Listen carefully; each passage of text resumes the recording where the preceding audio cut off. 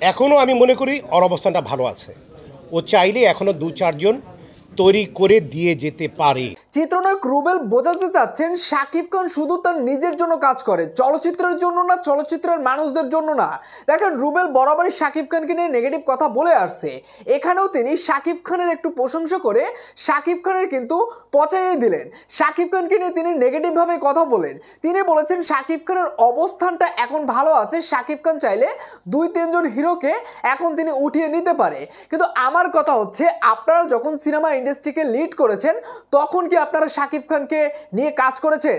আপনি কিন্তু শাকিব খানকে নিয়ে একটা সিনেমায় কাজ করছেন, পরবর্তীতে শাকিব খানের জনপ্রিয়তা দেখে আপনি শাকিব খানকে আর নেক্সট সিনেমায় আপনি কাজে নেননি। শাকিব খান তিনি তার নিজের যোগ্যতায় একটু একটু করে তিনি সিনেমা ইন্ডাস্ট্রিকে ধরে রাখছে এবং তিনি আজকে সুপারস্টার। কিন্তু রুবেল সাহেব তিনি শাকিব খানকে খোঁচা মেরে কথা বললেন এই জন্য কারণ শাকিব খান এখন বর্তমান সময়ে বাংলাদেশ ফিল্ম ইন্ডাস্ট্রি একাই লিড করতেছে। দেখেন, রুবেল কিন্তু তিনি শুধু আলেকজান্ডারকে এই সিনেমা ইন্ডাস্ট্রিকে নিয়ে আসছেন এবং তিনি তার সাথে বেশ কয়েকটা সিনেমা একসাথে করেছেন এবং সেই আলেকজান্ডারও কিন্তু শাকিব খানকে নিয়ে বরাবরই নেগেটিভ কথা বলে।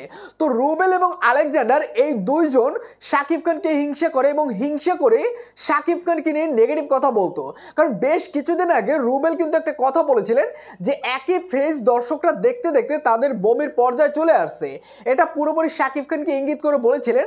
কিন্তু গতকাল যে ইন্টারভিউটা দিয়েছেন সেখানে শাকিব খানের তিনি একটু প্রশংসা করলেন, কারণ তিনি একটা সিনেমা করেছেন ব্ল্যাক মানি সিনেমা নামে, যে সিনেমাটা আগামীতে রিলিজ হবে এবং তিনি শাকিব খানকে নিয়ে এখন নেগেটিভ কথা বললে তার সেই সিনেমাকে বয়কট করে দেবে শাকিব এন্ড এবং তার যে দর্শক রয়েছে তারাও।